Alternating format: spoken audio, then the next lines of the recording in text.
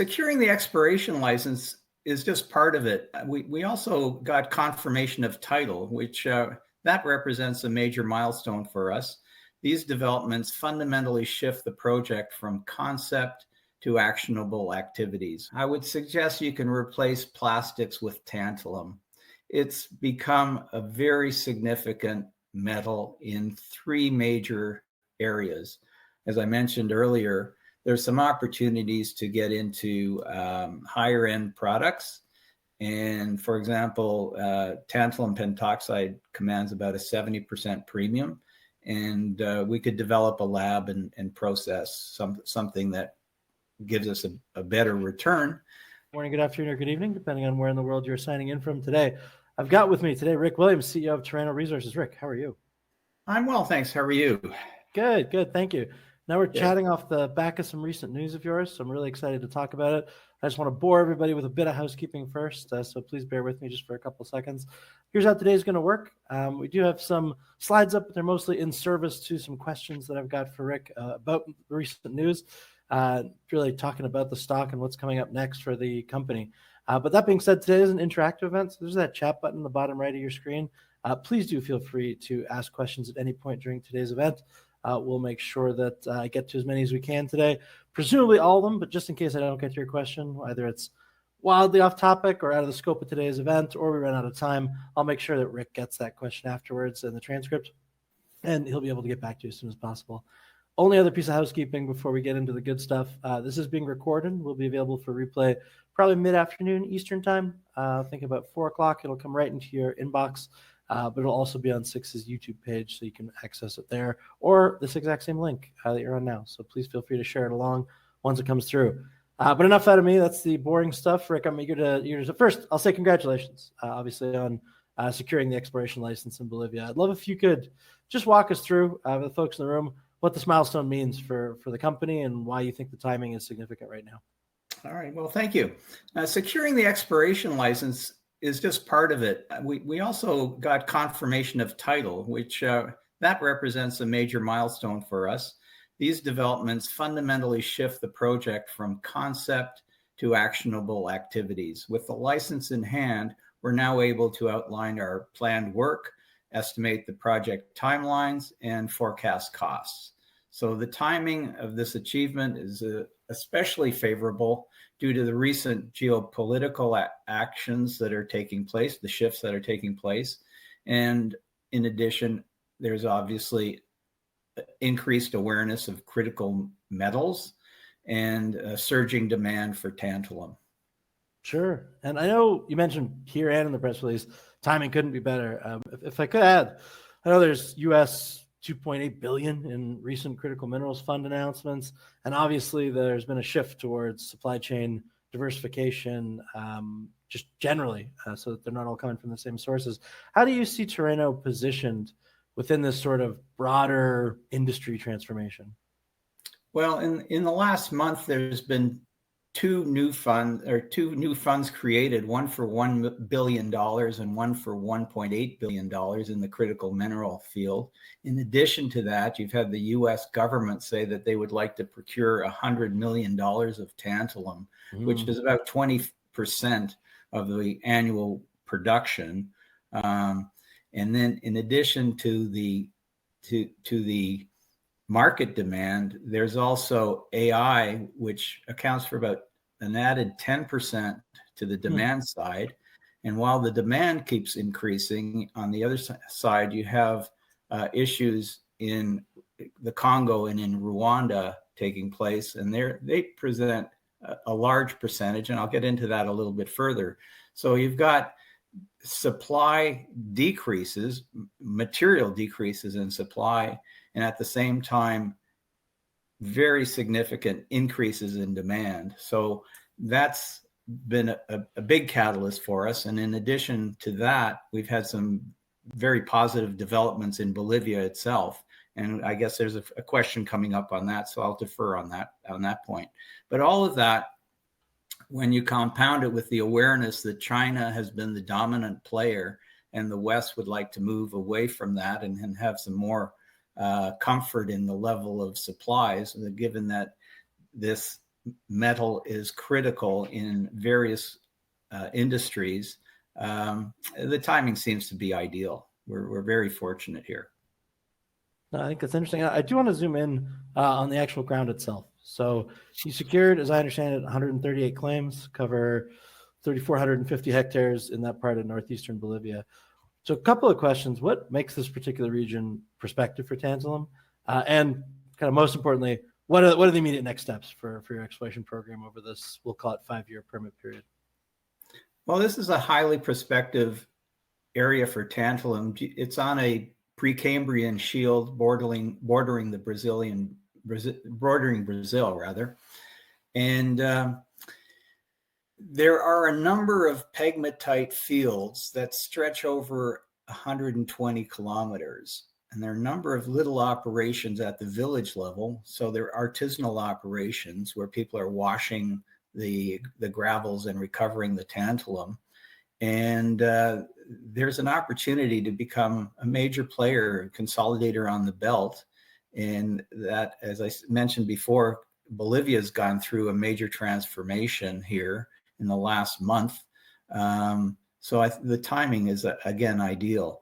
So not only is there tantalum, but these pegmatites are host to niobium. And I think those might be in economic quantities. That's something we're going to have to evaluate as we go forward. But there's also platinum group metals and rare earth elements. So there's a suite of metals that has to be investigated. We're still at an early stage, and our focus has been primarily, on the tantalum front. Okay. And I know you already referenced U.S. spending, but I know the Department of War, formerly Department of Defense, recently committed $100 million to tantalum purchases, which is, I think, 20% of annual global production. What does this kind of government commitment change the equation for a junior like Terreno? And are we way too early, or you're already in conversations with potential offtake partners? As I was preparing for this podcast, I was trying to get a comparison, and in my mind, what came to mind was the 1967 film called The Graduate, starring Dustin Hoffman. And in there, he's pulled aside by a Mr. McGuire, and it's a famous line. He said, "Ben, one word. Are you listening?" The word was plastics. There's a great future in plastics. Enough said. So today, I would suggest you can replace plastics with tantalum. It's become a very significant metal in 3 major areas. One, and the main one, is in capacitors. And this is used in every cell phone, computer, electronics in cars, boats, planes, rocket ships. It's a mini battery that allows the electricity to go through the system and keeps all these pieces working. So as I mentioned earlier, you've got a 10% increase in demand simply from the AI components, which haven't been built yet, but the demand is going to be increasing exponentially in that area. Then you have the medical side, and tantalum is one of the few metals that isn't rejected by the human body. So when you have a hip replacement or a tooth implant, the titanium base is coated with a tantalum powder to make it accepted by the human body. And it's got all sorts of other medical applications because of its properties. Last time I was on a podcast, I mentioned that tantalum can be as hard as diamonds. And a friend of ours called me up after. She's an engineer and does a lot of work in, she's a metallurgist and does a lot of work in critical metals. Mm-hmm. And she indicated that on a hardness scale of Mohs, tantalum is 6.5, whereas diamonds are 10. So I then had a phone call with our consultant in South Africa, Dr. Peter Cox, who was the one who indicated the hardness of comparable to diamonds. And he explained to me that what you have to use is you blend it with carbonate, and so you have a tantalum carbonate that gets up to 9.5 or 10. So the statement is still there. So on the defense side, its application is on the nose of rocket ships and on the nose of missiles and any projectile to make it harder. It's coated on propellers on submarines and other boats, and also on propellers on helicopters and airplanes. So it's one of those metals, I believe, that if there was more, they would use more. Sure. And from what I'm reading, and I'm getting an education on this, it's really quite fascinating, but it's about 20%, 20 times as rare as gold on the surface. So it's a sought after metal, and it's really quite fascinating to me. Oh, great. And I one that actually ties into a question that's in the chat. And I know the traditional tantalum supply from the DRC and Rwanda faces ongoing disruptions, we'll call them. I'd love if you could help the audience and me understand the supply-demand picture right now. Where is tantalum coming from, and where do you see prices heading as these dynamics continue to play out? Well, the genocide in Rwanda happened in 1994. And since then, it's been an ongoing, off and on flame. President Trump recently claimed to have solved that war, but it's not. My understanding is it's ongoing. The West is reluctant to buy metal from the DRC. It's regarded as conflict metal, and some of the metal is going to China. But at the moment, in 2024, they supplied about 42% of the world's tantalum. So that's a big piece of the pie that's out of bounds. So places like Bolivia, which are changing over from a leftist government to a right center government and opening up to foreign investment, it's a great opportunity. Our timing seems to be very fortuitous. All right, that's always good when that can happen. And as you mentioned, tantalum has really interesting applications. Like, it's all stuff I wouldn't think of combining, like smartphone capacitors, hip replacements, jet engines, et cetera, et cetera. Which end-use markets, though, are driving the most growth? And how does that influence your strategies to develop this project? Well, as I mentioned, AI has probably increased the demand for tantalum by 10%, and that's before it's really gotten into its mainstay, if you will. And that's, again, for computing, driving capacity is being driven by tantalum capacitors. And the price increase, gold, silver, and copper are doing extremely well. Tantalum, from what I understand, is exceeding that, and it's being sold on a spot basis. So it's hard to monitor that. But the increase is definitely there. We're hearing about it from our in-country manager who is buying and selling tantalum. But the applications are so widespread, from smartphones, computers, cars, implants, submarines, rockets, nuclear. Because its melting point is about 3,000 degrees, it's being used to coat the walls and just provides safety elements around nuclear plants. So it's one, again, as I said, if there were more of it, it would be used more. And it's so interesting that we're definitely looking at developing a laboratory once we get a little further along to see what other components we can make and get more involved in the upstream market, if you will. Sure. Now, I'm zooming out a bit to talk about the politics for a second. I know Bolivia hasn't always been known or thought of as the most mining-friendly jurisdiction. There's a comment in the chat that I think alludes to that as well. But I know you highlighted in the PR President Rodrigo Paz's inauguration and seeming renewed commitment to both capitalism and foreign investment. What, kind of just talking personally, what gave you the confidence to pursue this opportunity, and what do you hear on the ground about the future of mining in Bolivia? One of the key elements when we were doing our due diligence was how this property was secured. And our in-country representative is Winston Dominguez, and he worked for Alex Stewart International, a major laboratory company, for 15 years and was their manager there. So he got to see samples from all over the country. So he's the one who selected the property. And since his retirement from the laboratory, he's been buying and selling tantalum along this belt. So he has relationships with both the village and the indigenous people there. That's probably one of our major assets. That was a big factor in our decision to invest in Bolivia. The other factor was I have a childhood friend who has another listed company in Bolivia. Their focus is on silver and tin, which is the main product being mined main metals being mined in Bolivia. And they've invested about $100 million.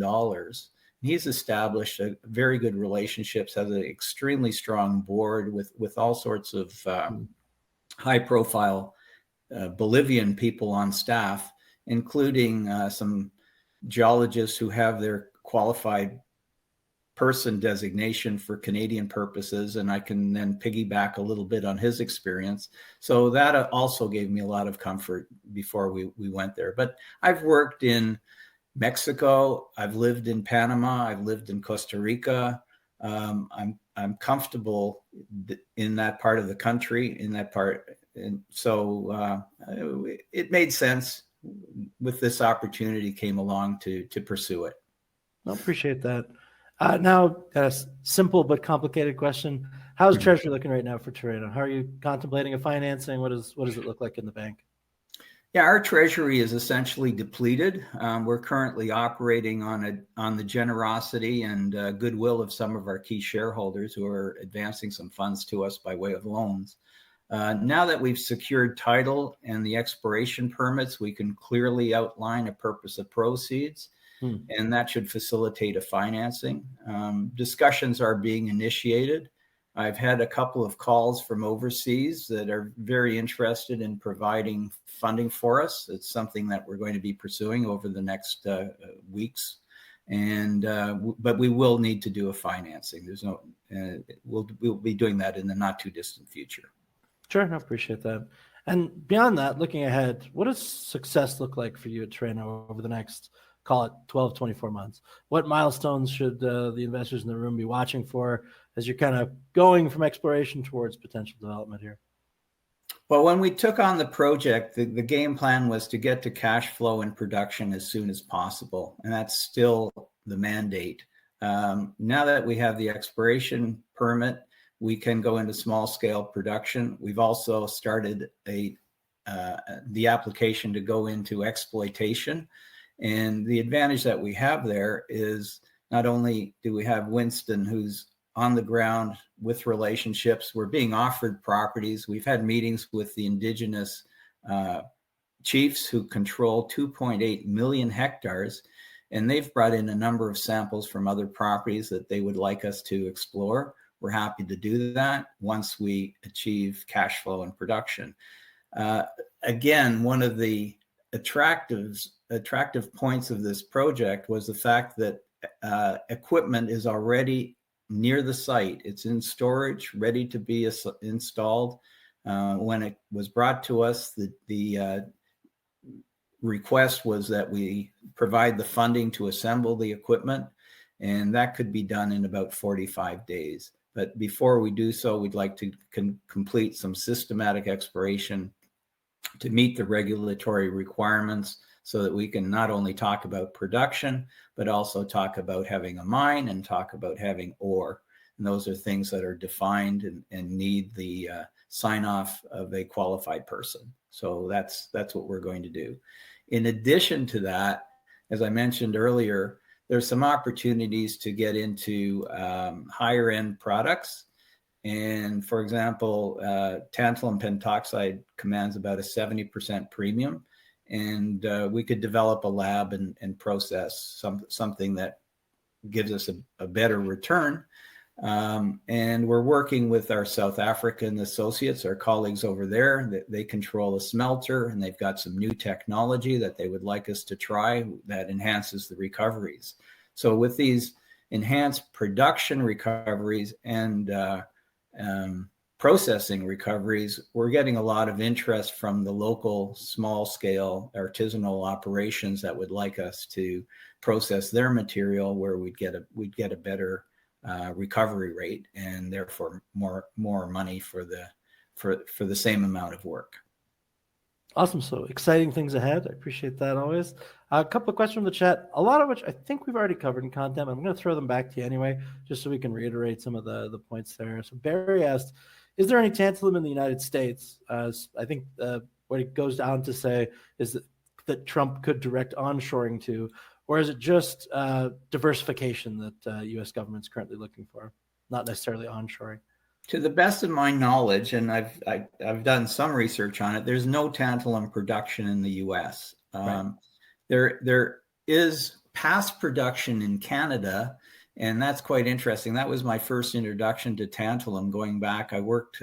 One of my mentors is Peter Howe, who was the president of ACA Howe International, and he's credited with the discovery of the Burnick Lake deposit in Manitoba, which then became Tanco. And Tanco is currently owned by a Chinese company, and they're processing some of the other related metals. They're doing some lithium and some cesium, I believe, but there is no tantalum production being put through at this time. There's nothing in North America. There are few things in the works, but no, we're not a producer in North America. Great, thanks. And Wesley asked from the chat really about what the permitting scene is like in Bolivia. He actually asked, his words were, is Bolivian permitting sane? So if you could speak to the process in Bolivia, I'd appreciate it. Well, when we started the process, Winston, who said he's got contacts in the government and good relationships, expressed the process would take 4 months. When I talked to our colleague who has the larger mine down there, he's got some exploration properties, and he said, look, at the more likely scenario is 8 to 10 months, and he's got some properties that have been applied for and are now about 1.5 years in the process. All of that is, I don't know the details, but all of that is supposed to change. 30% of Bolivian GDP comes from mining, and most of that, as I mentioned earlier, is from silver and tin. So mining is a big component over there, and they've got some of the world's best lithium deposits in the brines, the salt lakes that they have, and that's going to go out for auction now that they've changed their focus politically. I understand there's a contingent of about 40 U.S. companies going down there to look at investment opportunities. So streamlining the mining processes is definitely going to be on the agenda. Great. I appreciate that very much. So I know there are a bunch of you in the room. Thanks so much for joining us today. If you have any additional questions, you think of the perfect question to ask right after the event, as I sometimes do, please do reach out directly. Make sure you get in touch with Rick. Rick, thanks for running through your news and letting me grill you a little bit. Appreciate it. Appreciate it. Thank you, Romeo.